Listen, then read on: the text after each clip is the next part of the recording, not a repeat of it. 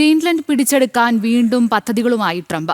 ഡെൻമാർക്കിലെ ജനങ്ങളെ പണം നൽകി സ്വാധീനിക്കാനാണ് ട്രംപിന്റെ നീക്കം.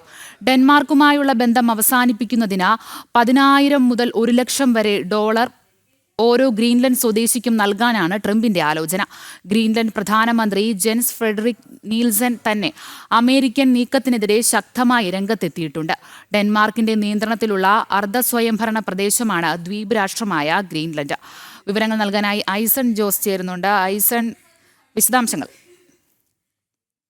നേരത്തെ സൂചിപ്പിച്ചതുപോലെ ഗ്രീൻലൻഡ് പിടിച്ചെടുക്കുക എന്നൊരു നീക്കം കൃത്യമായും അമേരിക്കയുടെ ഭാഗത്തു നിന്ന് കുറച്ച് ദിവസങ്ങളായി തുടരുന്നുണ്ട്. ഗ്രീൻലൻഡ് പിടിച്ചെടുക്കുന്നതിന്റെ ഉദ്ദേശം നേരത്തെ നമ്മൾ സൂചിപ്പിച്ചതുപോലെ വെനസ്വേലയിലെ എണ്ണ സമ്പത്തിന് സമാനമായ രീതിയിൽ പ്രകൃതി വിഭവങ്ങൾ നിരവധിയുള്ള പ്രദേശമാണ് ഗ്രീൻലൻഡ്. അതുകൊണ്ട് തന്നെയാണ് അത്തരമൊരു നീക്കങ്ങൾ കാര്യമായി വീണ്ടും നടക്കുന്നത് എന്നാണ് മനസ്സിലാക്കാൻ സാധിക്കുന്നത്. അത്തരത്തിലൊരു സാഹചര്യത്തിലാണ് അതിശക്തമായ എതിർപ്പുമായി യൂറോപ്യൻ യൂണിയനും മറ്റു രാജ്യങ്ങളും യൂറോപ്യൻ യൂണിയൻ അംഗങ്ങളായ നിരവധി രാജ്യങ്ങളും അത്തരത്തിലുള്ള വിവിധ രാജ്യങ്ങളുടെ പ്രതിനിധികളും എല്ലാം തന്നെ വിഷയത്തിൽ രംഗത്തെത്തുകയും ശക്തമായ ഒരു പ്രതികരണം നടത്തുകയും ചെയ്തത്.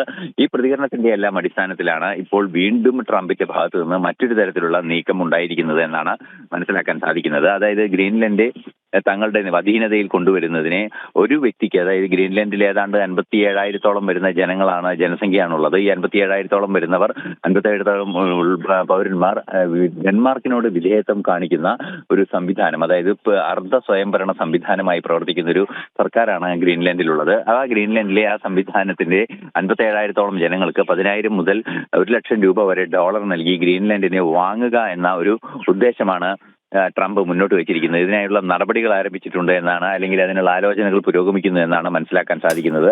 ജെൻസ് ഫ്രെഡറിക് നീൽസൺ തന്നെ, അതായത് ഇപ്പോൾ ഡെൻമാർക്കിലെ പ്രധാനമന്ത്രിയുടെ പദവി വഹിക്കുന്ന ജെൻസ് ഫ്രെഡറിക് നീൽസൺ തന്നെ ഈ നീക്കങ്ങൾക്കെതിരെ അതിശക്തമായി രംഗത്തെത്തുന്ന ഒരു സാഹചര്യവുമുണ്ട്. മാത്രമല്ല ഡെൻമാർക്ക് തന്നെ ഇക്കാര്യത്തിൽ വളരെ കൃത്യമായി ചില നിലപാടുകൾ അറിയിച്ചിരുന്നു. ഏതെങ്കിലും തരത്തിലുള്ള ഒരു ആക്രമണം ഗ്രീൻലൻഡിന് നേരെ നടത്താനുള്ള എന്തെങ്കിലും നീക്കം ഈ വെനസ്വേലൻ ശൈലിയിൽ നടക്കുകയാണെങ്കിൽ അതിനെതിരെ അതിശക്തമായി പ്രതികരിക്കുമെന്ന നിലപാട് വളരെ കൃത്യമായി തന്നെ ഡെൻമാർക്കിന്റെ പ്രസിഡന്റ് ഉൾപ്പെടെയുള്ളവർ പറയുന്ന ഒരു സാഹചര്യം ഉണ്ടായിരുന്നു. അത്തരത്തിൽ ശക്തമായ നടപടിയിലേക്ക് കാര്യങ്ങൾ നീങ്ങുമെന്ന് തന്നെയാണ് ഡെൻമാർക്കിന്റെ പ്രധാനമന്ത്രി അറിയിക്കുകയും ചെയ്തത്. അതായത് നാറ്റോ അംഗത്വത്തിൽ നിന്ന് തന്നെ പിന്മാറാനും അല്ലെങ്കിൽ നാറ്റോ തന്നെ തകർന്നു പോകാനുള്ള സാഹചര്യം ഇത്തരത്തിൽ എന്തെങ്കിലും നടപടി ഉണ്ടായാൽ ഉണ്ടാകുമെന്ന് കൃത്യമായി ഡെൻമാർക്കിന്റെ പ്രധാനമന്ത്രി പറയുകയും ചെയ്തിരുന്നു. അത്തരത്തിലുള്ള നിലപാടുകൾ ശക്തമായതിനെ തുടർന്നാണ് ഫ്രാൻസ് ഉൾപ്പെടെയുള്ള രാജ്യങ്ങൾ, ഫ്രാൻസ്, ഇറ്റലി, ജർമ്മനി, പോളണ്ട് തുടങ്ങിയ രാജ്യങ്ങൾ ഡെൻമാർക്കിന്റെ നിലപാടിനെ പിന്തുണയുമായി ഗ്രീൻലൻഡ് വിഷയത്തിൽ രംഗത്തെത്തിയത്. ആ ഒരു പശ്ചാത്തലത്തിലാണ് സമാധാനപരമായി അവിടെയുള്ള വിധേയത്വം, അതായത് ഒരു റഫറൻഡത്തിന് സമാനമായ എന്തെങ്കിലും രീതിയിലൂടെ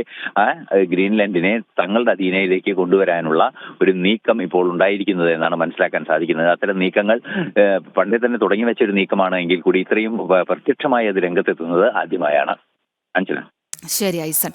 ഗ്രീൻലൻഡ് പിടിച്ചെടുക്കാൻ വീണ്ടും പദ്ധതികളുമായി ട്രംപ്. ഡെൻമാർക്കിലെ ജനങ്ങളെ പണം നൽകി സ്വാധീനിക്കാനാണ് ട്രംപിന്റെ നീക്കം.